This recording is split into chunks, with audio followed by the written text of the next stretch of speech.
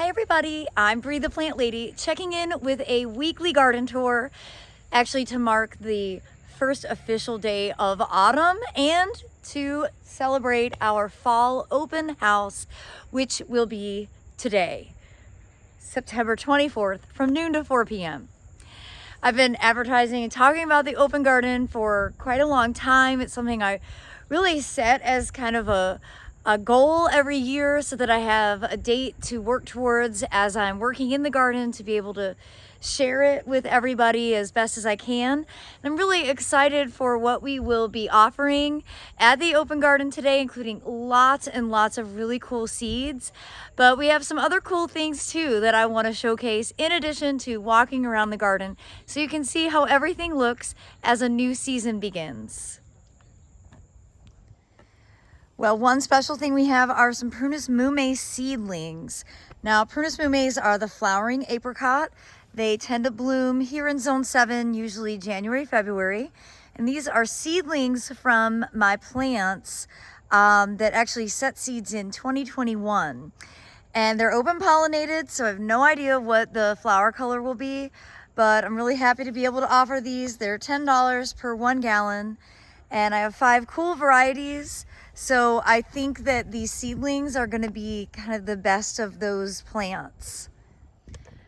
I also have dried poppy pods that I just very lightly spray painted. You can see they're already rubber banded. These are $5 a bunch. And I have some dried hydrangeas that look really nice with those poppy pods for fall decorating. These are going to be 2 stems for $1. Actually spent the morning getting garlic ready.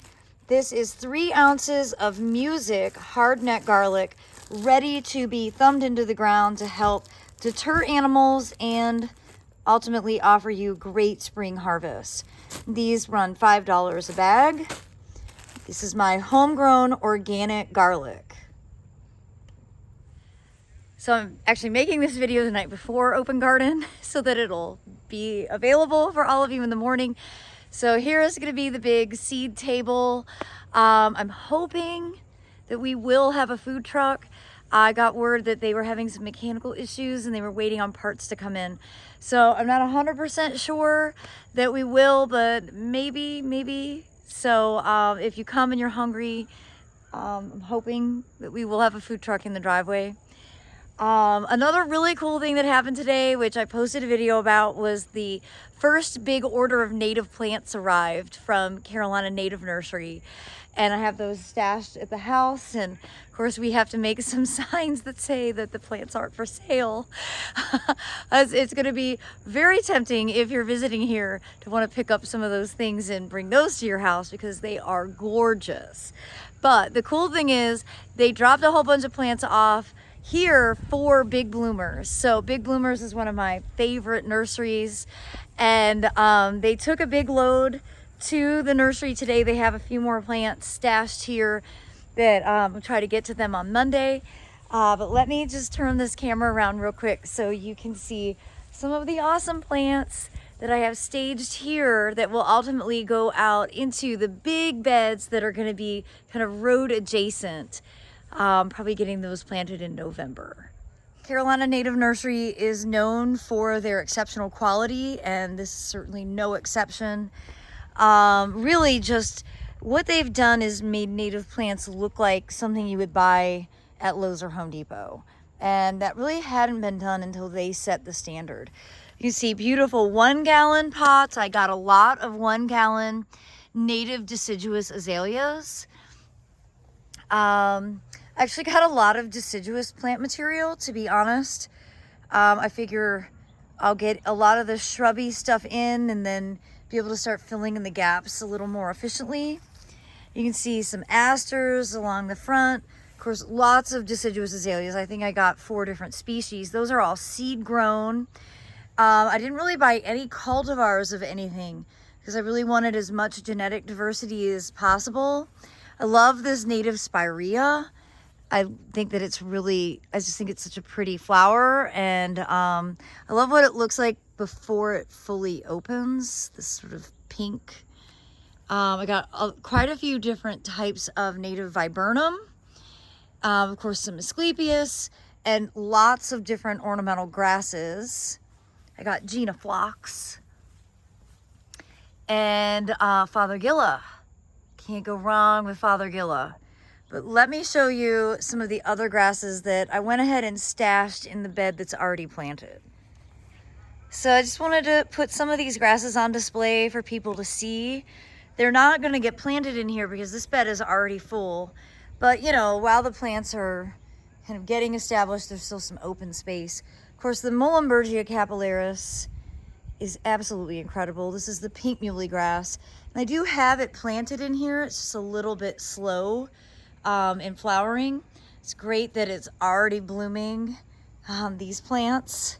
So, I mean, you never know. I might get a little impatient and fill in some gaps in this bed, even though I shouldn't.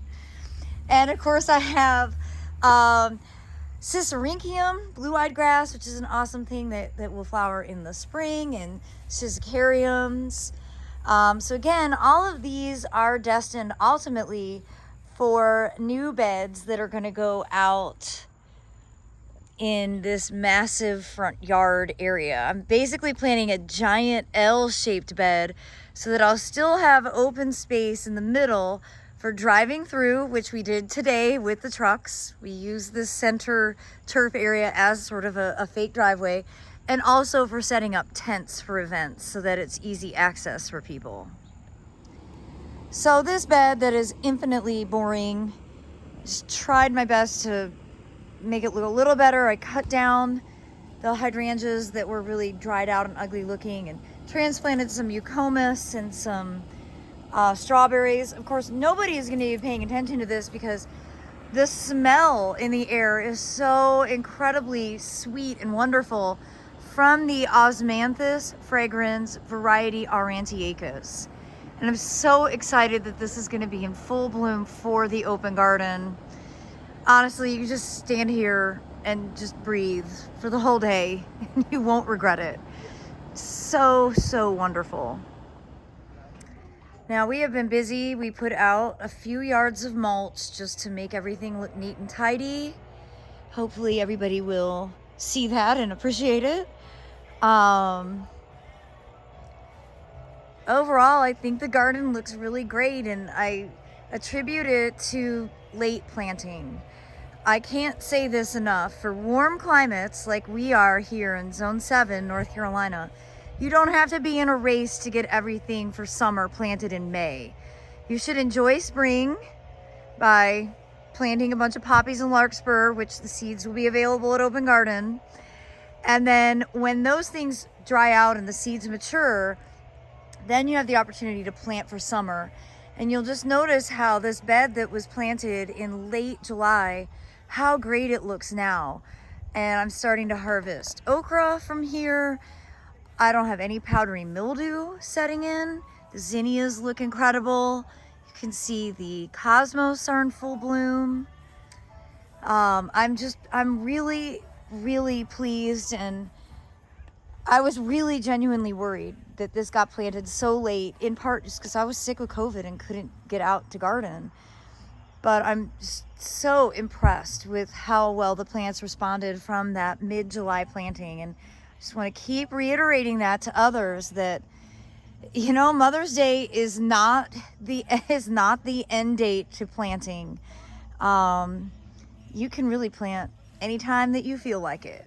And, well, I hope you'll consider some late plantings next year so that your garden will look fresh and beautiful as we start the fall season. So if I had planted this in May, a lot of these plants would be weaning and I would be tearing them out, and it's too early to plant the cool season stuff. You can see those lemongrass are really extraordinary, and the monarchs are just eating all the milkweed. A whole nother generation of monarch caterpillars all over the place. Definitely the best year I've had. And I attribute that to how many milkweeds I had planted. It's also been like the best year for swallowtails. And look, there's little Ave Grace. She looks like she's a sweet potato. But the swallowtails just keep on going. So another generation of caterpillars coming on. You can see here they are eating the carrots.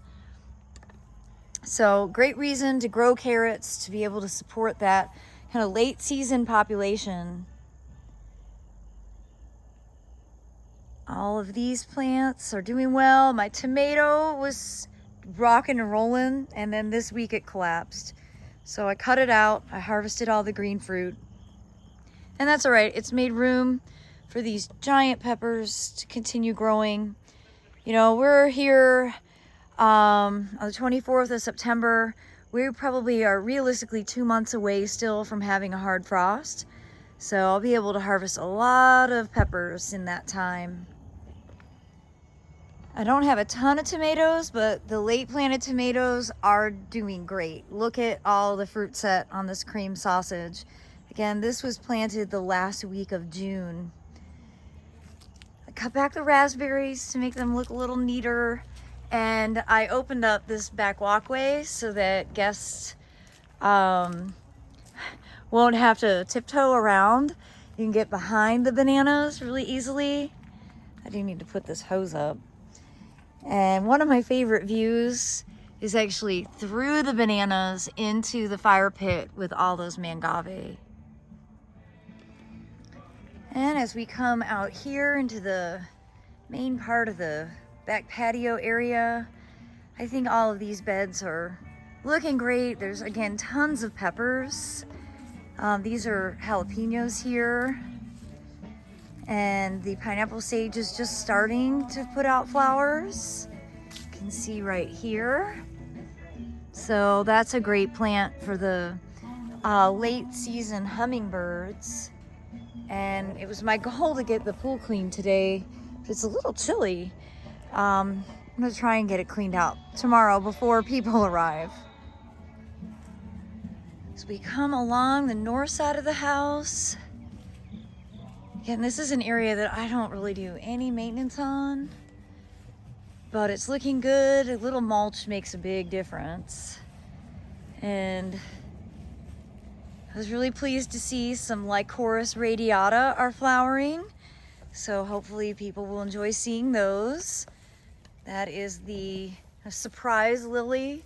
So they really do surprise you. They just sort of come out of nowhere, and they don't always reliably bloom every year. And I've probably planted, I don't know, 300 and, in hopes that I'll have this like massive display, but this is what happens for me.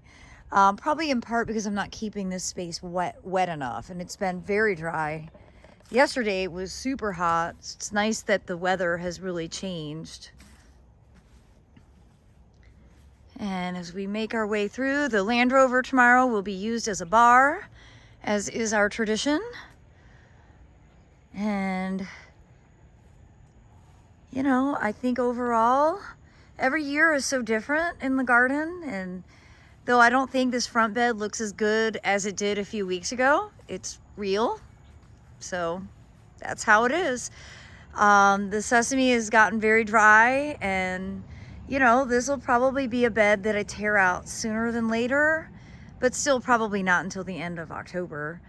But I can still appreciate it for what it is. And of course, I'm not going to harvest anything until those sesame seeds are ripe, because that's how I operate.